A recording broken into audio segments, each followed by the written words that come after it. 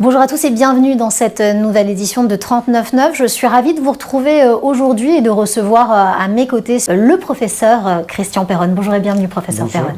Merci beaucoup pour votre confiance et merci de nous accorder cette interview. Alors vous êtes un médecin, infectiologue, on ne vous présente plus, mais au cas où, vous êtes professeur des universités, vous avez été praticien hospitalier, spécialisé dans les pathologies tropicales, les maladies infectieuses émergentes et puis vous êtes l'ancien président de la commission spécialisée maladies transmissibles du Haut Conseil de la Santé publique. Alors avant de commencer cette interview ensemble, professeur Perronne, je vais vous poser la question que tout le monde se pose dès qu'on fait une interview d'un médecin ou d'un professeur. Avez-vous, au moment où on se parle, des conflits d'intérêts? Je n'ai pas de conflit d'intérêts depuis des années.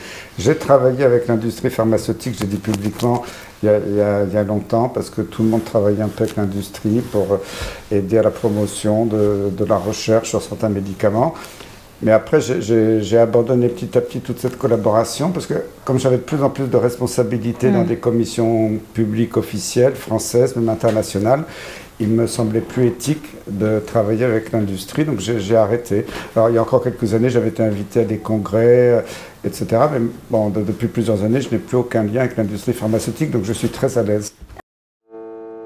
Avant de commencer, j'aimerais qu'on parle bien sûr de votre carrière et de votre cœur de métier, professeur Perronne, parce que vous êtes infectiologue, vous avez été professeur de la médecine et des maladies infectieuses. J'aimerais savoir, d'après vous, quels ont été les plus gros challenges des 100 dernières années en termes de maladies infectieuses? Parce que vous en avez vu pas mal. Hein. Alors, dans les 100 dernières années en maladies infectieuses, bien sûr, il y a des grands fléaux mondiaux comme la tuberculose, qui a été bien contrôlée ces dernières années. C'est en train d'échapper un petit peu avec la tuberculose qui commence à devenir résistante aux antibiotiques. Il y a le paludisme qui est toujours un challenge et surtout le sida. Bon, j'ai travaillé sur le sida aussi. J'ai participé à plusieurs études. L'hépatite C, voilà, bon, c'est un petit peu les grands fléaux qu'on a eu en maladies infectieuses ces dernières années. Et j'étais un petit peu dans tous les combats. Alors justement, à l'époque, lorsque vous enseigniez aussi, vous utilisiez, certains de vos étudiants m'ont raconté cette histoire, ils en gardent un bon souvenir, des masques de Venise, pour expliquer comment ça se passait. Vous nous racontez cette histoire des masques de Venise? Vous vous souvenez, dans les gravures de l'époque de la grande peste noire qui a ravagé l'Europe, il y a eu une proportion énorme d'Européens qui ont disparu à cette époque. Les médecins vénitiens avaient une tenue en cuir. Vous savez pourquoi le cuir? Non. Parce que le cuir, c'est une odeur qui chasse les puces. D'accord. Les puces n'ont pas. Alors les puces transmettaient la peste. Alors c'était peut-être complètement empirique. Il n'y avait pas eu d'études randomisées, mais ils savaient que s'ils portaient une tenue en cuir, chassaient les puces. Et ils avaient un chapeau, bon, pour protéger la tête, si on veut. Mais ils avaient surtout un grand nez comme un nez d'oiseau, qui était bourré de ouate avec des parfums, des substances alcooliques qui, quand ils respiraient, qui finalement filtraient l'air de l'extérieur. Et c'est pour ça qu'ils avaient cette tenue un peu d'oiseau. C'était les médecins de Venise au moment de la peste.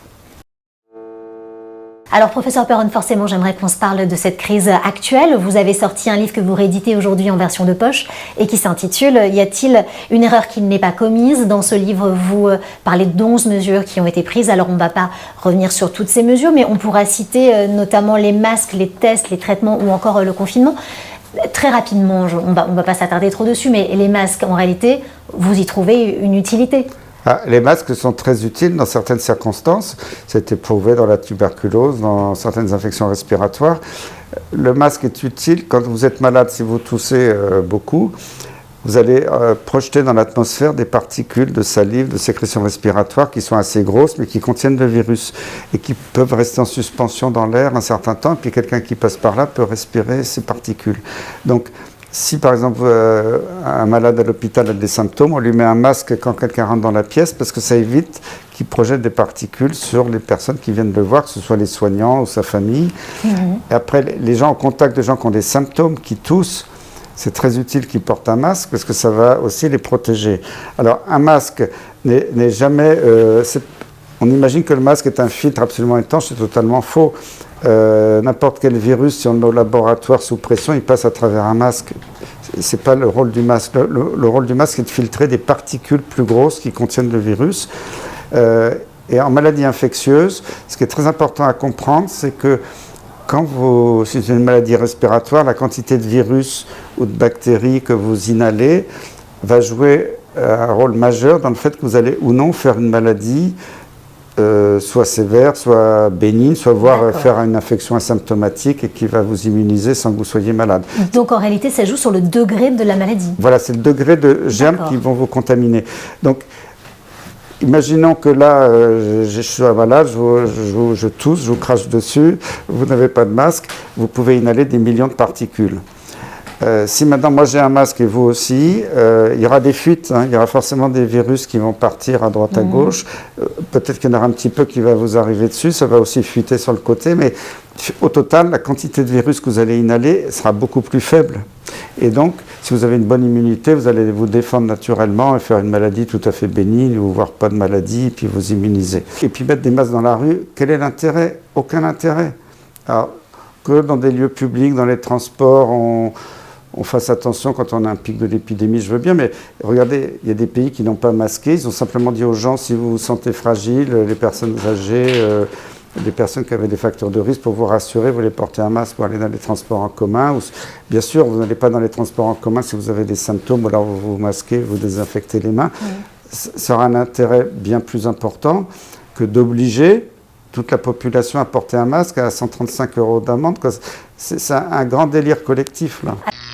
Avec le variant anglais, on a découvert que de plus en plus d'enfants avaient cette maladie ou pouvaient la transmettre. On découvre aujourd'hui qu'il y a des variants. Bon, vous savez, Raoult l'avait dit il y a longtemps qu'il y aurait des variants. D'ailleurs, si vous regardez l'INSERM, toutes les grandes études, tous les grands organismes de recherche en France n'ont pas du tout fait d'études là-dessus. C'est évident, un virus, quand il évolue, il varie. Ça a toujours été comme ça. Mais il perd toujours de sa virulence. Toujours dans l'histoire de l'humanité.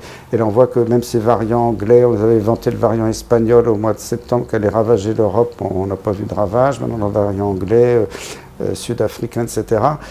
C'est pour faire peur aux gens. Parce que même s'il est plus contagieux, à la limite, on s'en moque. Il est moins dangereux, il est moins virulent. Il donne des formes moins sévères.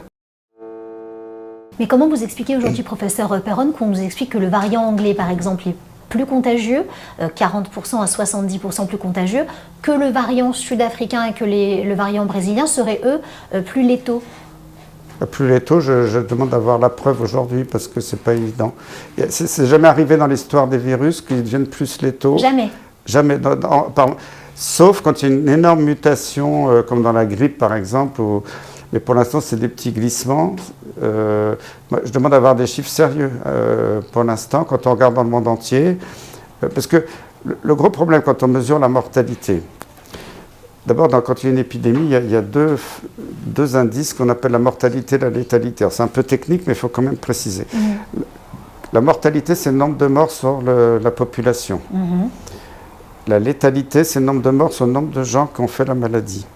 Donc la létalité est plus précise. Donc, normalement, dans une épidémie, on ne s'occupe jamais de la mortalité. Mais on s'occupe de la létalité. La létalité.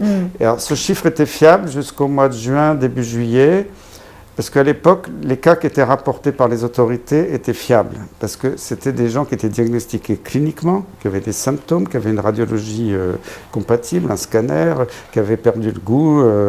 L'odorat, qui avait des signes où ils étaient à 100% sûrs qu'ils avaient la maladie. Et puis ils avaient un test PCR, le fameux test dans le nez pour chercher le virus, qui était souvent positif, mais pas toujours. On savait qu'au début, mars-avril, 20 à 30% des gens qui étaient hospitalisés avec une Covid-19 évidente avaient un test négatif. Mais on était sûr que les gens diagnostiqués étaient des vrais cas. Quand le ministère a dit maintenant on fait des tests PCR qui sont très mauvais, qui diagnostiquent beaucoup trop, qui sont des faux positifs dans la grande majorité. Vous voulez dire les tests antigéniques? Les tests PCR, d'amplification du virus dans le nez, c'est des tests. S'ils étaient bien faits, ils seraient fiables, mais malheureusement on fait des amplifications jusqu'à ce qu'on appelle, c'est un peu technique, mais 45-50 cycles d'amplification, on amplifie n'importe quoi. Il y a eu une explosion de soi-disant cas qui n'étaient pas des cas, qui étaient des faux positifs du test. Donc, cette soi-disant deuxième vague, il y a eu un rebond épidémique au mois de novembre-décembre, mais ça n'avait rien à voir avec ce qui s'est passé en mars-avril. En mars-avril, tout mon bâtiment était plein, il y avait des dizaines de malades à tous les étages. La dernière fois, en novembre-décembre, on a eu 8 malades et pendant une semaine, on en a eu 15. Puis après, ça a rediminué. C'était pas du tout. Mais officiellement, quand on regardait les chiffres, il y avait des malades partout en France. C'était la saturation. Tous les hôpitaux allaient craquer. Bon. Donc vous, professeur Perron, vous niez l'existence de cette deuxième vague et aujourd'hui de non, cette troisième vague? Il y a eu un rebond. L'épidémie n'est pas terminée. Il y a encore des morts malheureusement. Mais c'est toujours les mêmes personnes, malheureusement, qui font les frais. C'est des personnes très âgées. Chez les plus jeunes, c'est pas le petit obèse. Nous, on a vu, c'était des gens qui avaient plus de 150 kilos ou qui avaient des maladies cardio-respiratoires très graves. Mais ces personnes-là, on les connaît, on peut les protéger. Il faut prendre des précautions, protéger les plus faibles. Je ne dis pas que l'épidémie est terminée, je ne suis pas un dénégateur, mais je dis qu'il faut gérer cette épidémie comme il faut. Pas faire n'importe quoi comme on fait aujourd'hui. Alors, professeur Perron, si on estime que les masques servent, vous l'avez dit, ça fait partie d'un arsenal de protection, que les tests ne sont pas encore vraiment au point, est-ce qu'on est bien d'accord, est-ce que vous êtes d'accord pour dire que c'est l'ensemble de toutes ces mesures, à la fois hygiéniques, le lavage des mains, le gel hydroalcoolique, le fait de porter des masques et parfois de se distancier également, parce que s'il n'y a pas d'individu, forcément il n'y a pas de circulation du virus, est-ce que ce sont toutes ces mesures qui permettent de stopper, en tout cas de limiter les dégâts d'une épidémie majeure? Le confinement dans l'histoire de la Covid-19 n'a jamais fait la preuve de son efficacité. Si vous regardez, il y avait des publications dans ce sens déjà il y a plusieurs mois et c'est reconfirmé par un grand professeur, Ioannidis, je crois, de Stanford. Les pays qui ont fait un confinement très dur, c'est les pays où il y a le plus de catastrophes sanitaires, où l'épidémie a le plus flambé. Les pays qui n'ont pas confiné, la situation, je ne dis pas que c'était réglé, qu'il n'y ait plus d'épidémie, mais ça a été plutôt mieux géré. Donc, il n'y a aucun support scientifique pour dire que c'est utile de confiner comme ça toute une population. Mais en revanche, l'étude que vous venez de citer, effectivement, de ce professeur, est décriée d'un autre côté. Alors aujourd'hui, on a un petit peu tout et son contraire. Mais dans l'histoire, professeur Perron, de l'infectiologie, est-ce que ça semble logique, en tout cas, que le fait de distancier des gens permette de réduire, en fait, la prolifération d'un virus? Et à quoi ça sert? Il vaut mieux que le virus circule comme tous les ans pour la grippe, les infections respiratoires. Tout le monde s'immunise et puis c'est fini.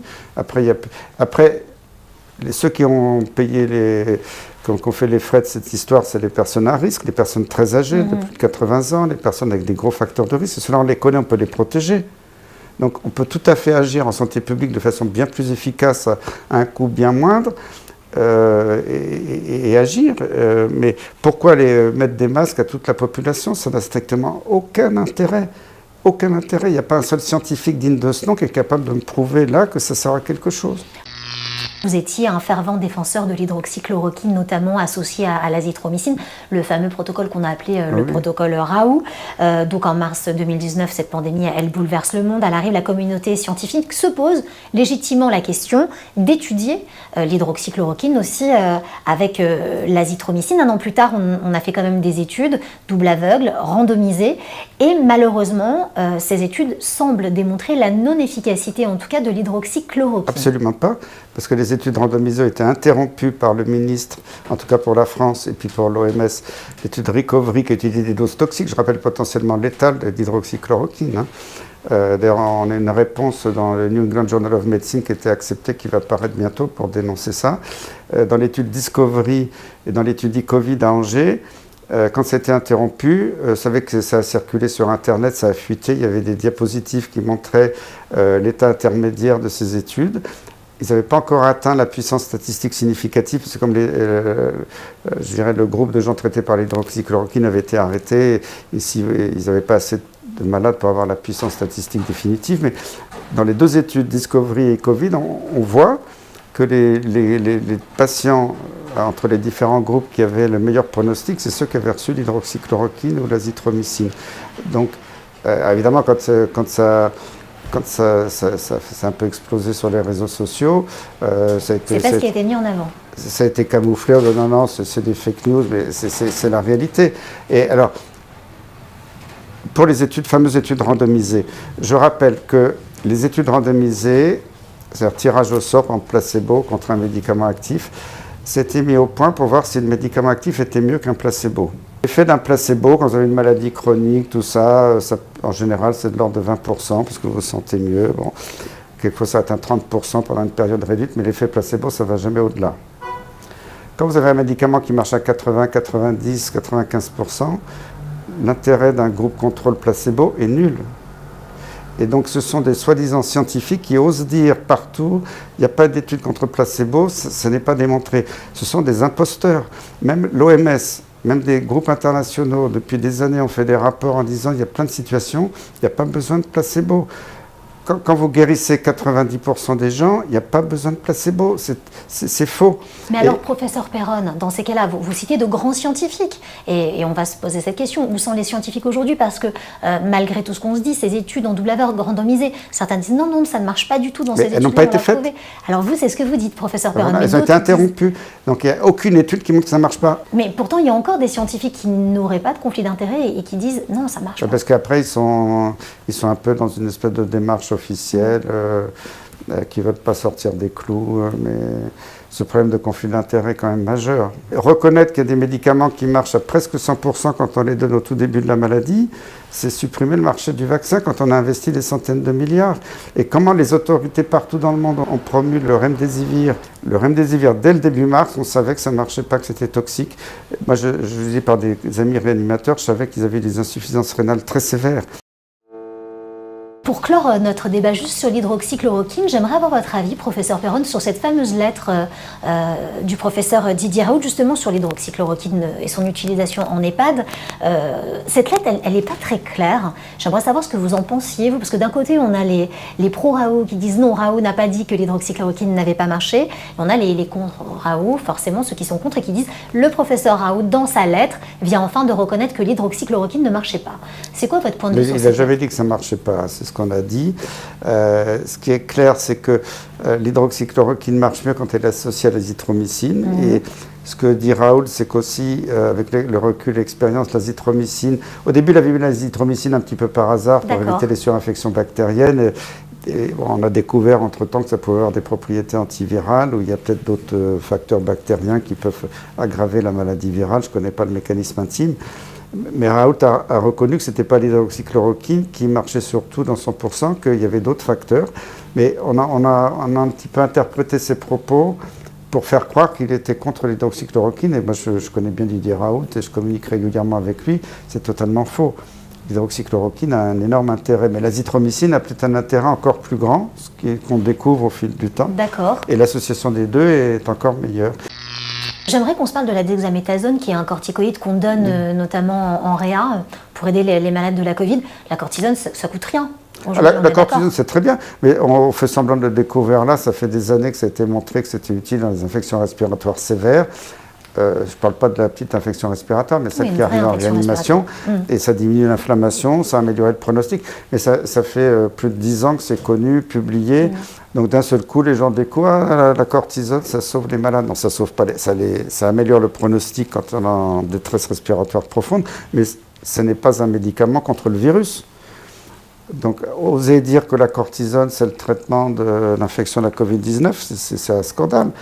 Mais je l'utilise aussi, quoi. Si quelqu'un a une détresse respiratoire, je donne de la cortisone, on le faisait avant. Et que les études aient montré qu'il y a un bénéfice, j'en suis ravi.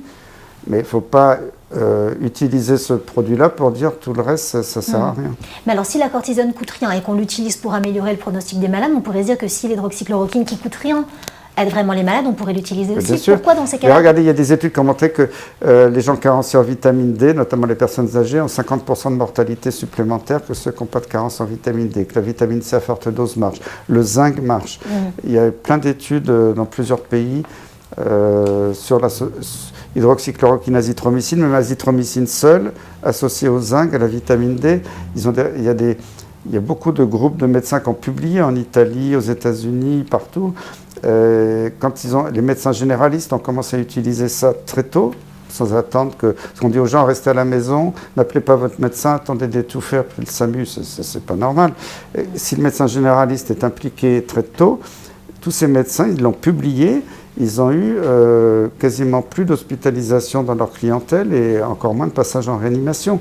Donc quand on nous a dit, attention, les hôpitaux vont être saturés, les réanimations vont être saturées, pendant ce temps-là, le ministère, je vous rappelle, envoyait des mails à tous les médecins généralistes en France en disant attention, n'utilisez pas l'hydroxychloroquine, ça va risques et périls, parce que c'était quand même autorisé. Il y a eu une interdiction qui a été levée au début juillet. Donc les médecins ont peut-être trop, ils n'osaient pas prescrire. Et ça a eu des conséquences importantes parce que ça a provoqué la saturation des hôpitaux qui n'aurait jamais dû avoir lieu. Est-ce que ça a toujours existé d'aussi longtemps que vous puissiez vous en souvenir en médecine, cette espèce de dichotomie, de camps qui s'opposent pour combattre une même maladie avec les pros, avec les contre? On a l'impression qu'aujourd'hui c'est quand même poussé à l'extrême. Est-ce que c'est nouveau ou est-ce que nous, le grand public, on le découvre? Ouais, j'ai jamais vu ça dans l'histoire de la médecine, peut-être un peu avec la maladie de Lyme aussi, parce que quand il y a des intérêts politiques, financiers derrière une maladie, ça biaise les choses. Et je crois que c'est là le problème aujourd'hui. On ne raisonne plus uniquement en termes de maladies infectieuses, de données scientifiques. Il y a des enjeux que je ne maîtrise pas, qui sont derrière et qui pervertissent la pensée, je pense. On voit bien qu'il y a quand même des gens qui ont des intérêts peut-être financiers, je ne sais pas lesquels, politiques, qui quand même manipulent tout ça, et on a le droit de le dire, il y a les preuves, donc c'est pas moi qui suis un complotiste comme ça illuminé, il y a des preuves qu'il y a des choses qui ne sont pas claires, et il faut quand même que les gens ouvrent les yeux, et que c'est pas parce que quelque chose est publié dans un journal médical que c'est la vérité, il faut prendre du recul. Professeur Perron, vous êtes apprécié, vous êtes un personnage très apprécié de par votre carrière. Il faut peut-être le dire aux gens qui nous regardent aujourd'hui, vous avez nommé tous les professeurs de Paris, vous avez nommé des infectiologues, vous êtes apprécié des médecins généralistes, il y a beaucoup de vos collègues qui vous aiment beaucoup et pourtant vous vous êtes beaucoup mouillé dans cette histoire, quitte à avoir aujourd'hui été démis de vos fonctions. Pourquoi est-ce que vous avez fait ça? Donc là je m'aperçois que pour la maladie de Lyme, on fait la promotion de tests mauvais pour dire que la maladie n'existe pas. Et puis pour la Covid, on fait la promotion de tests qui diagnostiquent beaucoup trop de gens pour faire croire que c'est une gigantesque épidémie. Donc on est dans... Il y a des mécanismes un petit peu d'information bizarres auxquels j'ai été confronté. Et je me suis dit, par mes tripes, je connais comme l'infectiologie, j'ai géré des épidémies, des crises sanitaires pendant 15 ans, avec beaucoup de gouvernements.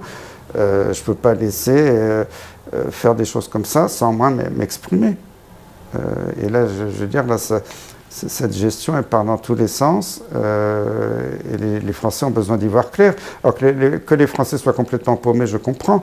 Moi, je veux dire, la première chose à faire s'ils veulent un peu vivre normalement, c'est d'éteindre la télévision, parce que tous les soirs, on leur dit « vous allez mourir, vous allez mourir ». Est-ce que vous pensez, professeur Perron, que vous avez souffert de récupération parfois un peu politique et de camps plus complotistes que vous? Est-ce que vous pensez avoir souffert de ça? Oui. Je me permets de vous le demander très clairement et sans langue de bois, professeur Perron. Hold. On voit ce documentaire. Est-ce que vous regrettez aujourd'hui d'être apparu dans ce documentaire? Je ne regrette pas, parce que d'abord, ce que j'ai dit dans Hold Up, je l'assume en tant que Perron qui l'a dit dans Hold Up. Après, ce qu'ont dit d'autres personnes, ce n'est pas moi qui suis en cause là-dedans. Que le journaliste ait fait ou le cinéaste ait fait certaines interprétations, c'est aussi permettre d'avoir un débat dans la société. On a quand même encore le droit de s'exprimer. Bon, je sais qu'il y a une nouvelle version de Hold Up qui va sortir dans quelques jours, justement qui est à mon avis améliorée parce qu'il a supprimé des choses qui étaient peut-être un peu trop violentes. Ou fantaisistes parfois, non? Oui, peut-être, mais après, c'est pas mal jugé. Oui. C'est l'ouverture d'un débat, mais plutôt que de diaboliser, il faut aller au fond du débat. Moi, ce que j'ai dit dans Hold Up, j'ai parlé de l'hydroxychloroquine, j'ai rien dit de mal, hein, j'assume ce que j'ai dit. Mais il ne faut pas après faire des espèces de catégorisation. Donc vous ne pensez pas que vos propos ont été récupérés à des fins plus personnelles? Après que c'était récupéré, bien entendu, parce que après on est tous des dangereux complotistes. Mais vous voyez, ce mot de complotiste, je ne le connaissais pas il n'y a pas si longtemps. Si vous regardez, les gens qui me traitent, moi ou les autres, de complotistes, sont des gens qui n'ont aucun argument scientifique. Et comme ils ne savent pas comment m'attaquer, ils diraient « Perron, c'est un complotiste ». Alors ça veut dire quoi, complotiste? Je suis un peu délirant. Moi, tout ce que je dis, on peut mettre au défi, tout ce que je dis est sourcé sur des références scientifiques publiées. Quand vous voyez les attaques contre la coalition Santé Libre de médecins qui représente jusqu'à 30 000 médecins généralistes en France, qui ont fait des recommandations sur leur expérience, tout ce qu'ils disent est basé sur des publications scientifiques. Alors c'est peut-être pas la grande étude randomisée comme le fantasme de certains pseudo-scientifiques, c'est validé. Et pourtant, il y a des attaques très dures contre eux, parce qu'évidemment, ça dérange que les médecins disent « nous, on soigne, on guérit nos malades ». Et ça, c'est pas normal. Et quand le Conseil de l'Ordre, bon, pour l'instant, il ne m'a pas encore attaqué, quoi. Il y a eu quelques attaques en cours, mais qui ne sont pas dramatiques. Mais si on dit que Perron a eu des propos non déontologiques vis-à-vis de ses collègues, c'est totalement faux. Je n'ai jamais attaqué un seul collègue. Le jeune médecin de Bichat, je ne l'ai pas attaqué en tant que médecin. J'ai simplement dit qu'il avait participé à une étude scientifique qui n'était pas bonne. J'ai encore le droit de le dire. Lui, il s'est permis, sur plus de 20 tweets, de me diffamer, d'avoir des propos horribles contre moi. Donc, faut remettre les choses dans l'ordre. Dans tout mon discours depuis le début, j'ai toujours rendu hommage aux médecins généralistes. On ne peut pas dire le contraire. Et malheureusement, les autorités n'ont pas toujours eu ce geste sympathique vis-à-vis de nos collègues généralistes qui sont quand même la base de la médecine en France. Et toutes les mesures de santé publique qui ont été faites en court-circuitant les généralistes, ça a toujours foiré. C'est les généralistes qui tiennent la médecine en France sur le terrain. Et j'ai beaucoup d'admiration pour eux, je le redis aujourd'hui. Vous voyez, peut-être terminer là-dessus, mais il y a ce qu'on appelle la médecine basée sur les preuves. En anglais, l'evidence-based medicine ou médecine factuelle, comme disent nos amis québécois. C'est les Canadiens qui ont inventé ce concept il y a des années. C'est-à-dire que la médecine doit être basée sur des choses substantielles, des publications. Mais en fait, la vraie médecine factuelle, c'est un trépied. La première branche du trépied, c'est les publications scientifiques, donc le Lancet, le New England Journal. Bon, il y a des maladies où vraiment tout est clair, tout est publié, c'est carré, il n'y a pas de souci. Donc le médecin doit se reposer sur ces publications pour décider de sa stratégie, diagnostic, de traitement, et c'est parfait. La deuxième branche du trépied, c'est l'expérience du médecin. Parce qu'ils le disaient eux-mêmes, hein, quand ils ont publié ça il y a plus de 20 ans, il y a beaucoup de domaines dans la médecine où il n'y a pas beaucoup de données scientifiques solides. Mais il y en a énormément de domaines, hein, parce que les grandes études dans New England, etc., ça coûte très cher. À part des grandes études financées par l'industrie pharmaceutique, il n'y a pas grand-chose. Et du coup, les maladies rares, plein de maladies, ça n'a pas été bien étudié, les publications ne sont pas très bonnes. Et pourtant, c'est un nombre de malades, c'est quelquefois des centaines de millions, des milliards de malades dans le monde. Ben, les médecins, il faut bien qu'ils soignent quand même, même s'il n'y a pas la publication dans le Lancet. Et là, l'evidence-based medicine, la médecine factuelle, dit, là, l'expérience du médecin qui a 20 ans d'expérience, qui dit, moi j'ai soigné des milliers de malades de cette maladie, voilà mes résultats, même s'il ne l'a pas publié dans un grand journal, ça compte plus que le journal. Et la troisième branche du trépied, ça tout le monde l'oublie, c'est la vie du malade.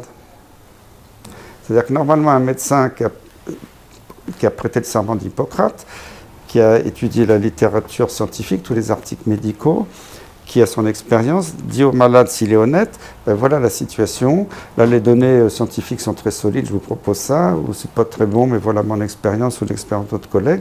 Et après, quand c'est un petit peu mitigé, c'est au malade de dire voilà mon choix. On doit respecter ce choix. Ça n'est jamais fait actuellement. Quand vous demandez à un de mes collègues, professeurs d'université, c'est quoi la médecine basée sur les preuves, il vous dit c'est New England, le Lancet, point barre. Et tout ne rentre pas dans les équations mathématiques en médecine. Il y a des facteurs humains, il y a des tas de facteurs qui jouent sur une population. Les gens ne vont pas réagir de la même façon à tel ou tel traitement. On ne peut pas résoudre des problèmes médicaux très importants uniquement par une étude randomisée, un seul facteur contre un placebo. C'est un délire de scientifiques qui ne sont pas des vrais scientifiques et qui n'ont pas d'expérience de la médecine.